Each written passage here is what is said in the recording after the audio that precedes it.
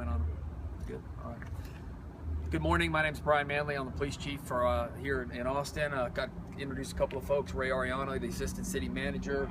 Luis Gonzalez with the police monitor. I've got Dexter Guilford over here with the district attorney's office. Basil Ali with the city attorney's office, and I've got members of the executive and command team from the Austin Police Department here as well. We're here to give you a briefing on an officer-involved shooting that occurred late last night. This incident was initially called in at 9:47 p.m. The Austin Police Department received a call in the 6300 block of Parliament Drive. This call came in as a man with a gun hotshot call. We received multiple calls over the next several minutes involving a disturbance, involving a man with a gun, indications that the individual may have been under the influence of some type of alcohol or drug. And again, we had multiple officers responding to this, given the nature that guns were alleged to be involved in this incident. We had our first officer arrive on scene at 9:54. And we had multiple additional officers responding.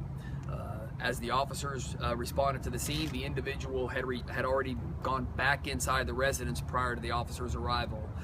The officers took up positions around the front of this residence, and they were trying to get the individual to come out, and that way they could interview him based on what had happened. The individual did not come out for a period of time.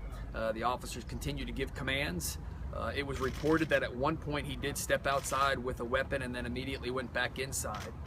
At this point, the officers initiated a SWAT call out, realizing that we were dealing with a barricaded subject who was armed with a weapon and who was inside a structure. So the officers initiated that SWAT call out. However, while they were waiting for a SWAT response, we had the subject at 10:12 p.m. exit the residence and fire at our officers. The officers returned fire, and the subject went down.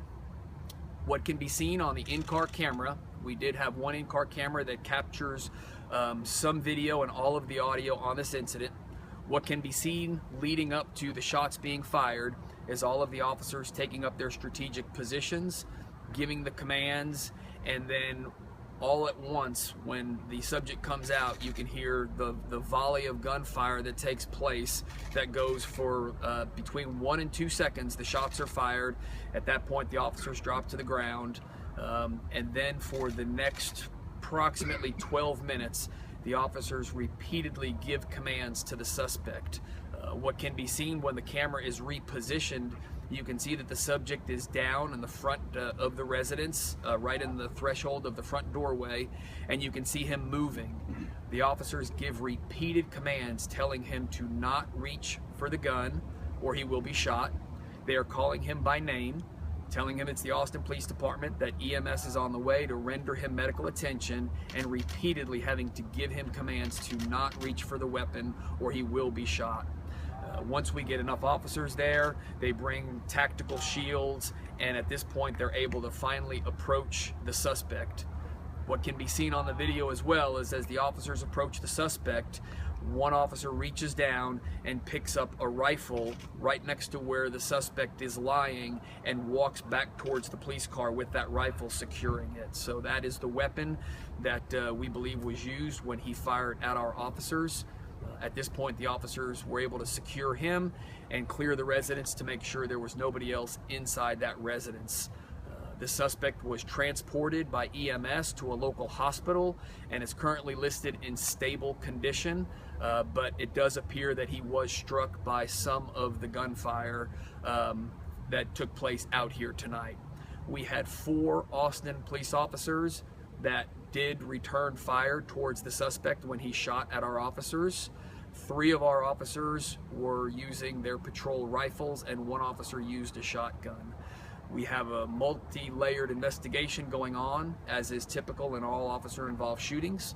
We have the department's Internal Affairs Division here conducting an administrative investigation with oversight from the Police Monitor's office, and we have the department's Special Investigations Unit conducting a criminal investigation along with the District Attorney's office, who is also out here conducting their investigation.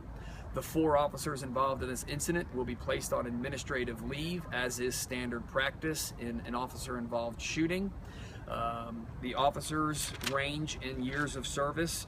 The newest officer has been with us for 5 months.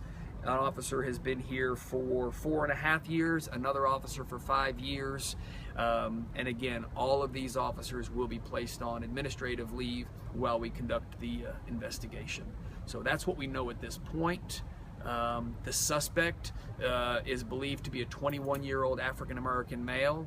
And again, he is listed at this time as stable condition at a local hospital. So with that, I'll open it up for questions. You said you guys secured a rifle that was next to him. What kind of a rifle was that? You know, I've looked at it, but we're not handling it right now to look at the make and the model and the brand, but it's a long rifle. Have you had a chance to get this? I don't know the answer to this, but have you had a chance to speak with this subject to figure out why he was firing a rifle in the first place? No, this investigation's in its early stages right now. Do you know where on his body he was hit by the shots? No, that's, again, he's in the hospital right now, and we have officers there, but he's with medical care, getting treatment right now. We'll figure all that out later. And the rifle that police later secured, do you guys believe that that was the weapon he came out with initially? Yes. Was it his residence or anybody else in the residence? There was nobody else in the residence when we went inside the residence, and whether it is his or not, I do not know. That's part of the investigation. All right, thank you all very much. Thank you.